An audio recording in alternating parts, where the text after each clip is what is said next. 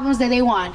They'll probably give me $100 million bag, but I don't rush it. Picture this: 2 queens, 1 throne, and a shoe flying through the air at New York Fashion Week. No, this isn't the plot of a twisted fairy tale. This is the real-life Royal Rumble between Nicki Minaj and Cardi B.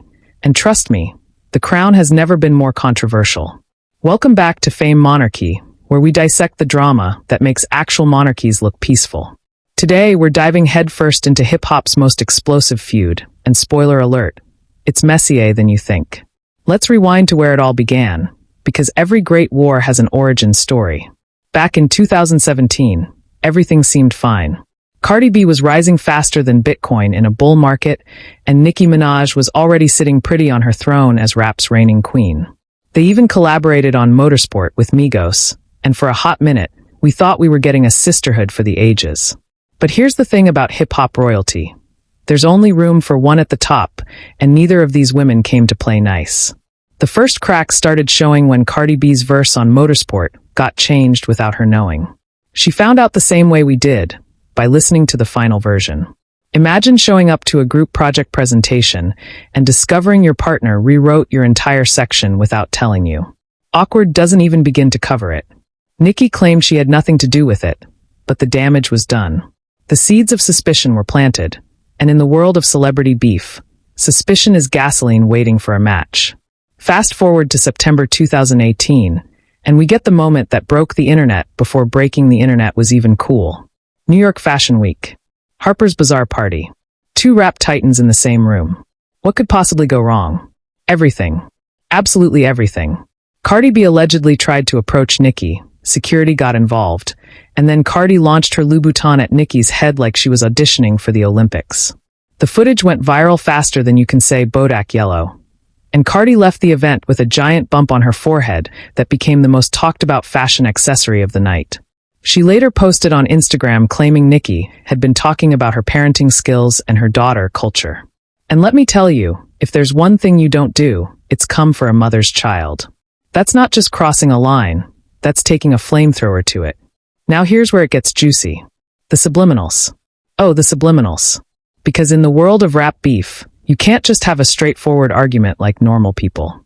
No, you have to drop cryptic lyrics and vague social media posts that keep fans playing detective for months. Nicki's Barbie Dreams from her Queen album had lines that seemed to reference Cardi, though she never said her name outright. It's like being in a group chat where someone's clearly talking about you but using some people instead of your name. Cowardly? Maybe. Effective? Absolutely. Cardi, never one to stay quiet, fired back in interviews, claiming she'd tried to keep things peaceful, but Nicki kept throwing shade. She said Nicki had been paying bloggers to spread negative stories about her, trying to sabotage her career before it even took off. It was strategic warfare disguised as catty comments, and the whole thing played out like a chess match where both players were also throwing the pieces at each other.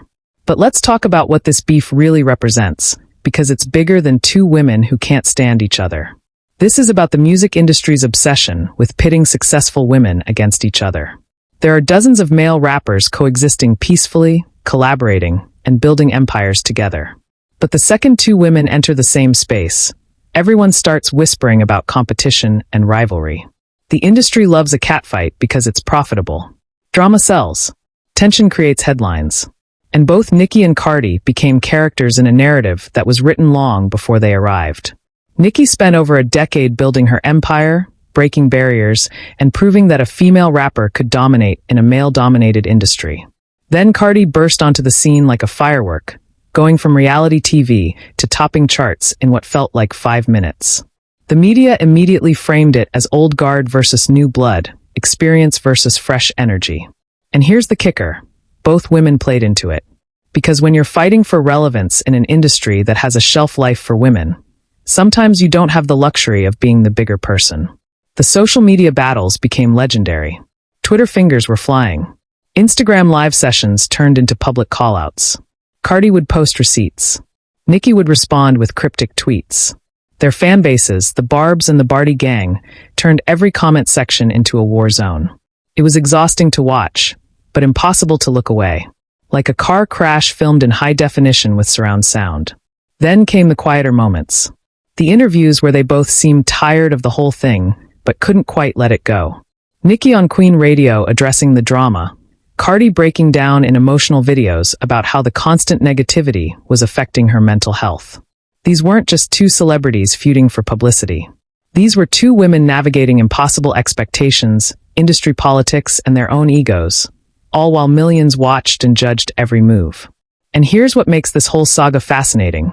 Neither of them is wrong, and neither is entirely right. Nicki has legitimate grievances about respect and recognition. Cardi has valid points about being undermined and attacked. The truth, as always, exists somewhere in the messy middle, buried under years of subliminals, subtweets, and that infamous flying shoe. So where does this leave us heading deeper into 2025? The beef hasn't exactly cooled. There's been no tearful reunion, no joint album announcement. Both women are still at the top of their game, still making hits, still commanding attention. The throne is still contested. And honestly, maybe that's how it has to be. Not every story gets a neat resolution. Not every feud ends with a hug and a collaborative single.